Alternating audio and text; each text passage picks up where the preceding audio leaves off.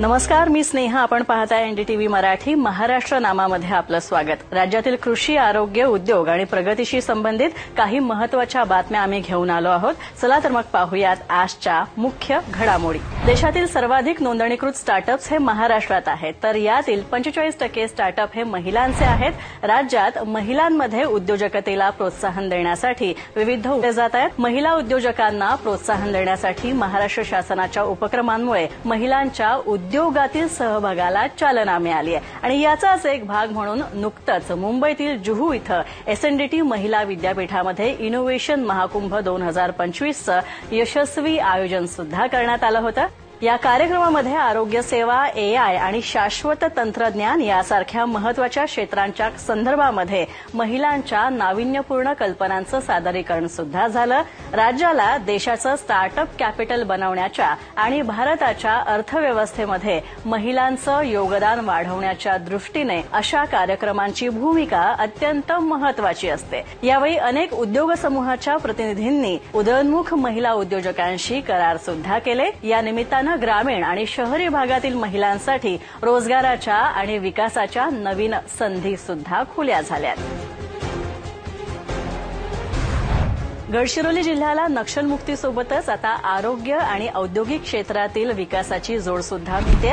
राज्याच्या प्रमुखांच्या हस्ते अहेरीमध्ये 100 खाटांचं अत्याधुनिक महिला आणि बाल रुग्णालय नुकतंच जनतेसाठी खुलं करण्यात आलेलं आहे. या रुग्णालयामध्ये मातृत्व आणि कुपोषणग्रस्त बालकांसाठी सर्व सोयी सुविधा उपलब्ध करून देण्यात आल्यात.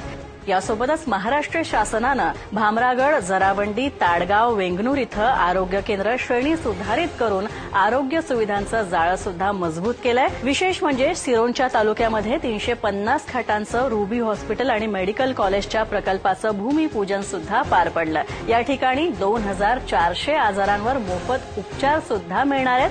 यामुळेच आता गडचिरोलीतील रुग्णांना उपचारांसाठी नागपूर आणि पुण्याला जायची गरज भासणार नाहीये. तसंच महाराष्ट्र आणि तेलंगणा तसंच छत्तीसगडमधील लोकांना सुद्धा अत्याधुनिक वैद्यकीय सेवांचा लाभामुळे स्थानिक युवक आणि युवतींना प्रशिक्षण आणि रोजगाराच्या नवीन संधी सुद्धा उपलब्ध होणार आहेत.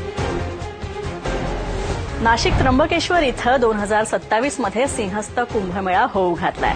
आता हा कुंभमेळा एक धार्मिक पर्व तर आहेच, पण महाराष्ट्राच्या ब्रँडिंगची आणि पर्यटनाला चालना देण्याची मोठी संधी या कुंभमेळ्याच्या निमित्तानं मिळणार आहे.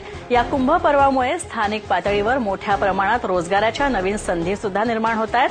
तसंच राज्याच्या मुख्य सचिवांनी नुकतंच सर्व विभागांना हे भव्य पर्व यशस्वी करण्यासाठी सूक्ष्म नियोजन करण्याचे आणि विकास कामांना गती देण्याचे स्पष्ट निर्देश दिलेत. यासाठी विशेष कार्यक्रमांचं आयोजन सुद्धा करण्यात येणार आहे.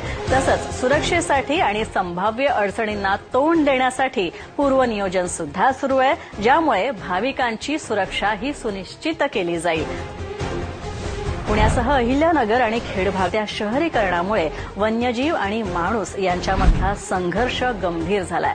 बिबट्याचे हल्ले दिवसेंदिवस वाढले आहेत. या समस्येवर कायमस्वरूपी तोडगा काढण्यासाठी महाराष्ट्र शासनाच्या वन विभागानं तातडीनं कठोर पावलं उचलायला सुरुवात केली आहे. नरभक्षक बिबट्यांना तात्काळ जेरबंद करून त्यांना सुरक्षित ठिकाणी हलवण्याचे मोठे अभियान सुद्धा सुरू करण्यात आलेलं आहे आणि यामुळे आता बिबट्यांचा वावर असलेल्या ठिकाणी पिंजरे लावण्यात आले. तसंच वन विभागाचे कर्मचारी 24 तास कार्यरत आहेत. या समस्येवर कायमस्वरूपी उपाययोजना करून नागरिकांच्या सुरक्षेची खात्री दिली जाईल असं आश्वासन वन विभागानं ग्रामस्थांना दिलंय.